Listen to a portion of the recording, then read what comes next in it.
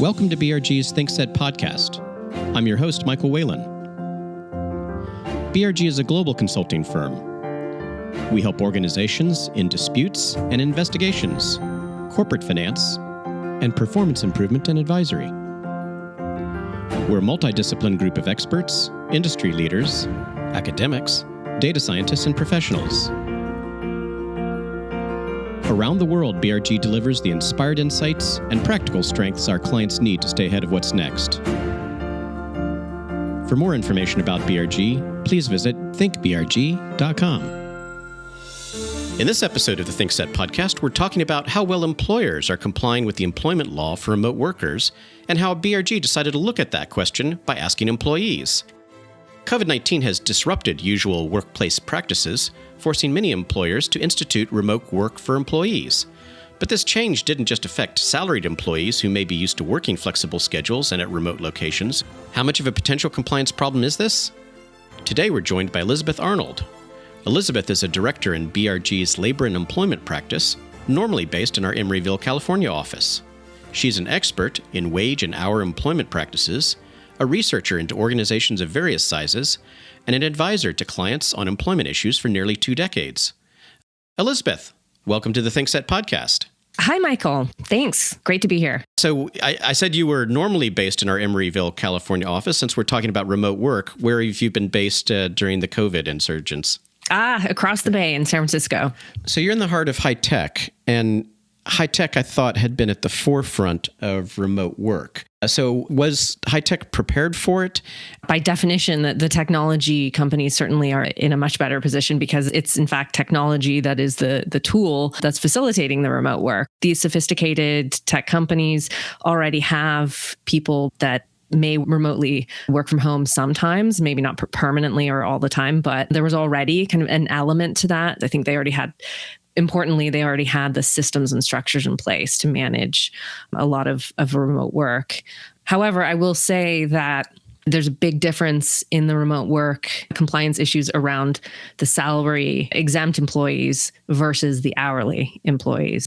Now, define what you mean by that, Elizabeth. So tell me, what is the difference? How are salaried employees treated differently from those who punch the clock?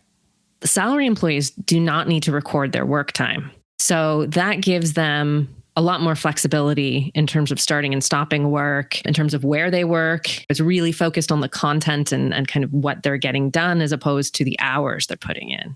So the driver of their compensation is really content driven as opposed to time. Typically, it's the higher level salary positions that have the flexibility and had the pre-existing work from home arrangements. The kind of bigger issue is the hourly employees who are not set up to work from home.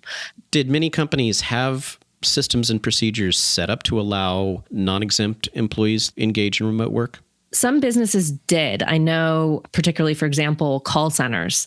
I've worked with clients that have a portion of their workforce already working from home, and they're set up with systems in place, and that's their permanent work environment. So they were certainly already set up, but a lot of hourly employees are in industries that unfortunately don't translate to working from home. So it's really only a portion of the hourly workforce that has the option of working remotely. Jobs like the service sector, retail, food, services, all of those industries don't have the option to work remotely. What is the biggest process challenge associated with non-exempt hourly employees working from home? In a typical workplace, hourly employees will have a physical time clock. Of course, there are variations to that. Some people use their cell phone to clock in or a mobile device. But a lot of businesses still have a physical time clock on site where they will either swipe a card or a thumbprint or some code to indicate that they've started work. Now, obviously, they can't take those physical time clocks and bring them home. So the challenge is to set up a system or get them used to using something that's basically computer or electronic based from home. So it's a completely new concept for a lot of these workers, and it's not something that is in the scope of their natural work flow. So as a consequence, companies needed to roll out a whole new set of procedures and training and rules. And that's where I think, given the fact that there was very little notice provided. I think that's where the challenges came in. Businesses really had to scramble to put this together. And that's where there may be some room for improvement, which was shown in our study, which I'll talk about in a few minutes. But some employees struggled with that. And have government labor regulators expressed any concerns?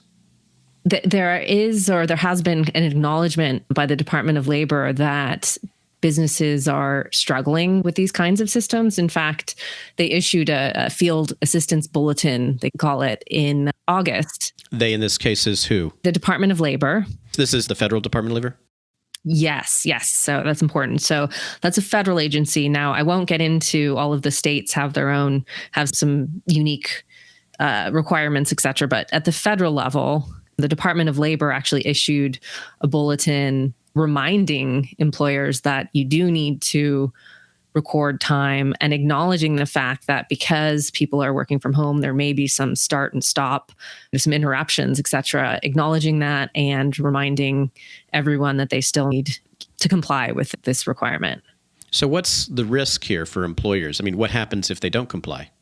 So if they don't comply, I think, well, there's twofold. From the employee perspective, obviously they're not reporting all their time properly. They're probably not getting paid appropriately. So that has a major impact. From the employer perspective, there's a high risk of litigation.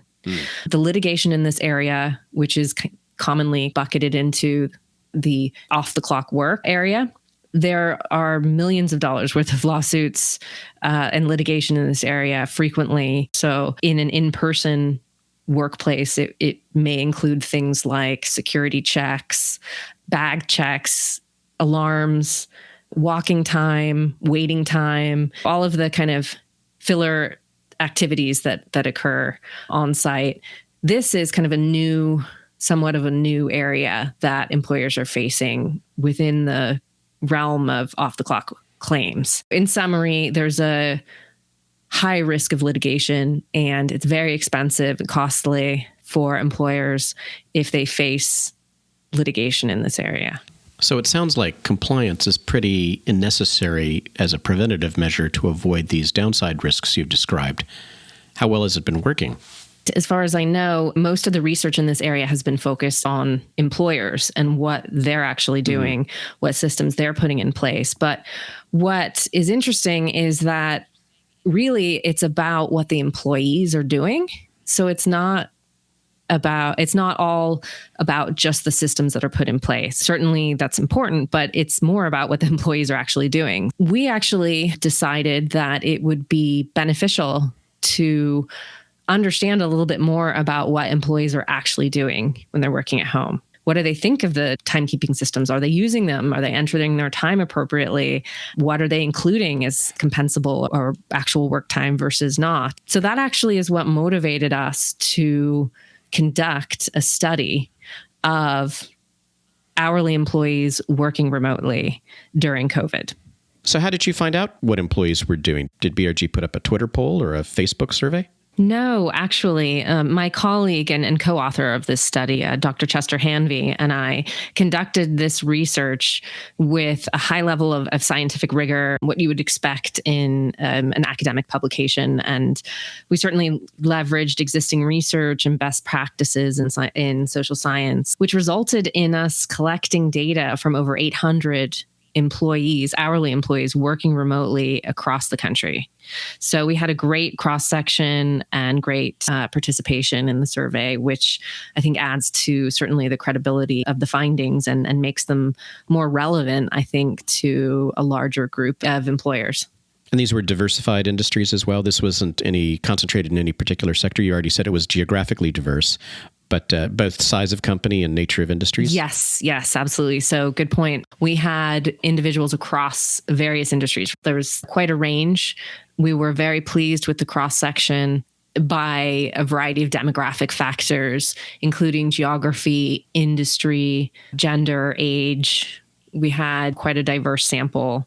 And do you have certain concentrations? Because I think, as you mentioned previously, there are only a certain number of hourly workers who really can undertake remote work.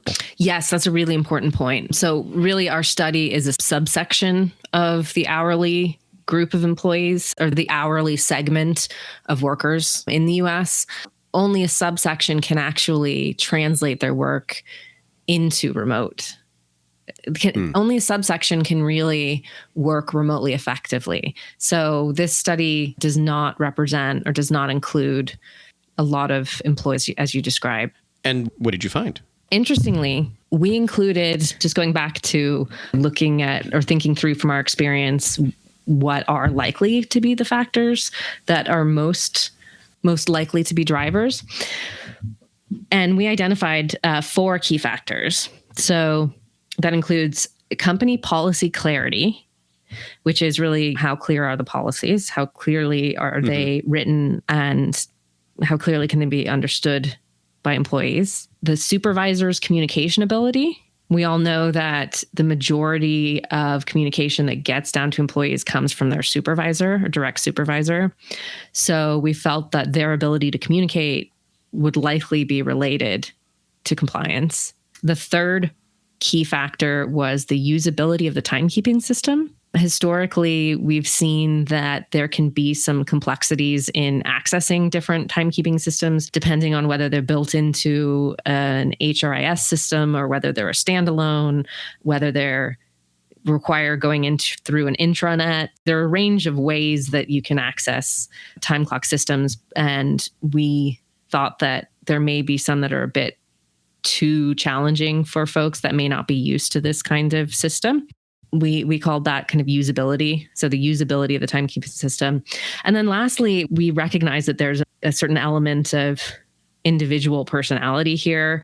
And so we defined that factor as self-discipline. And we focused our research around questions around these 4 areas. So those were your hypotheses of the factors having the biggest impact. Yes. So the survey was lengthy. It wasn't a quick Facebook poll. It was a substantive questionnaire survey that asked a lot of questions about these topics. And what we found is that 2 factors were significantly related to compliance. And those were policy clarity, which had a strong impact on whether employees reported certain activities as compensable. So as I said earlier, there are some activities that should be considered on the clock work, but there is some confusion out there about that and what should be included as compensable work time. And self-discipline was the second one. So going back to that personality factor, employees with higher levels of self-discipline, we found are more likely to report their time more precisely at the beginning and end of the workday. So the other factors, while we did not find that they were related to compliance, we did find some other interesting information about employee behavior while working remotely. So a couple things. We found that the common concern that you hear about, employers are concerned about remote work, removing people from the workplace and causing a strain on communication, causing a strain on the individual's connectedness and awareness and investment in their jobs. But we found in our research that actually many or the majority of employees were satisfied with the level of communication that they were receiving when working remotely. And in digging into this a little bit more, there is actually other research out there that shows similar results. Employees are not finding that there's a decrease in communication, which is particularly interesting, I think. Is that an indictment of the level of communication that occurred pre-COVID? Right. Yeah, I don't know. But I think one theory that I've read is that because everyone recognizes that there is no water cooler talk and that there is no in-person meeting time, that everyone makes more of a deliberate effort to make sure that they connect. And so they are more likely to have defined check-ins and defined meeting periods, and that meetings are potentially more focused and there's not as much kind of small talk. And I think in a way that's increases the efficiency perhaps and increases everyone's satisfaction with communication. Just to be a little more specific, we found that nearly half of the respondents felt that their communication with their supervisor was at the same level of frequency as it was when they were working in person. And then 25% said that they were actually communicated more with their supervisors when they're working remotely. Again, I think circling back to that school of thought around making deliberate efforts to communicate, I think makes sense here. We also found that 80% of participants reported that their supervisors were good listeners, were responsive, easy to talk to, and expressed their ideas clearly. That was not really what we expected. So I think that's very interesting. And more than 75% of respondents feel that their company's communication regarding remote timekeeping policies have been clear. So that is also interesting given the rapid switch from in-person to remote work. We were not expecting that finding either. So when you say the respondents felt that companies' communication on timekeeping policies was clear, but at the same time, you found that the clarity of policies had a significant impact on whether employees were actually reporting compensable activities in legitimate work time. Does that mean, in other words, they were clear but wrong? Exactly. So unfortunately, emphasizing the positive, they did report that they were pleased and satisfied with communications. But unfortunately, some of the details, I think, along the way could use improvement. Specifically, there was a bit of confusion around what activities are actually compensable or should be included in work time. So where does that confusion lie? What are employers and employees confused about? So there are a couple of activities that are quite common. And this is actually, it comes up for hourly employees that work on site as well. It's going back to the technology. On the one hand, it enables us to communicate very easily with mobile phones and email. But on the other hand, it's nonstop and doesn't necessarily stick to defined work hours. So what we found is that nearly 70% of respondents indicated that they were making or receiving work-related calls, text messages, reading and sending email before or after their workday. And then 25% said that they never or only sometimes record time they spend on these activities as work time. And this is even harder, I think, to manage when they're working remotely. So it's happening perhaps off hours, morning, evening, and then there's confusion about including it in their work hours. You talked a little bit about timekeeping systems, and have there been improvements in that area? So there have. Our hypothesis, as I mentioned previously, was that the usability of the timekeeping system would have a major impact. But in fact, we found that very few people had issues with the time clock usability itself. So they all felt like they could use it effectively. They didn't report any problems. So I think the confusion is just about what to include in their work hours, not about a system that's somehow inadequate or not allowing them to report the time. It's just confusion about what should be included. What are some other examples of working off the clock? Well, I think the big ones I already mentioned really are the text messages, messages and email on your mobile phone. That's kind of something that we're all faced with. Now, I've managed remote or a mixed workforce of remote workers and in-office workers before. And one of the things I guess I can appreciate is when supervisors are dealing with employees who are physically present and a cadre of employees who are working remote, the remote workers may not feel they were getting as much communication.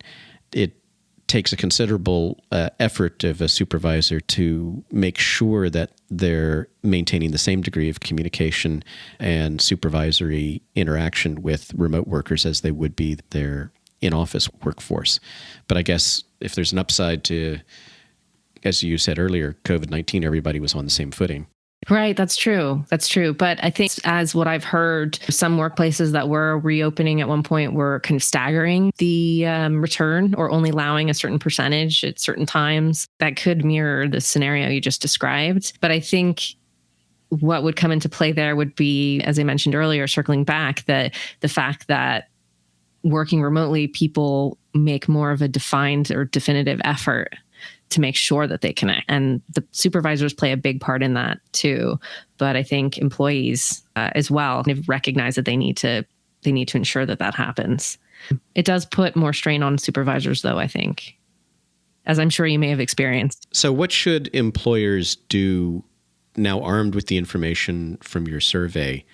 In addition to giving you a call for assistance, yes. How should they proceed to improve their compliance with wage and hour requirements? I think, as I said initially, this is a great opportunity for employers to check in, given that we believe that this is going to continue for quite a while, this remote work concept. This is a good opportunity to check in on their remote work policies, and not just at a high level, making sure that they're compliant with the law from a policy perspective, but also making sure that there's enough level of detail in the policies to guide employees as to what they should and should not be including in their work hours. So, as I mentioned, there are some common areas that are left off work hours that are reported.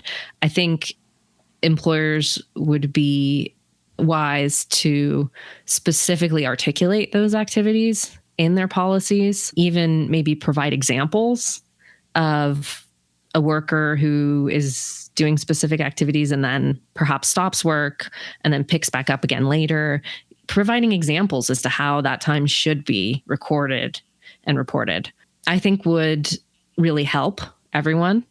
So I definitely recommend taking those steps now to ensure that compliance continues. Elizabeth Arnold, thank you for joining us, and we appreciate hearing about the BRG survey and the important information for employers knowing exactly whether their employees are complying with hour and wage rules. Thanks very much.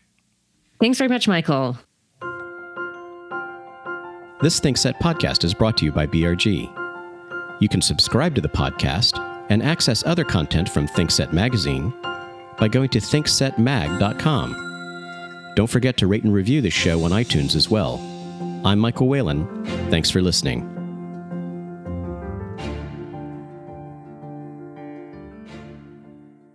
The views and opinions expressed in this podcast are those of the participants and do not necessarily reflect the opinions, position, or policy of Berkeley Research Group or its other employees and affiliates.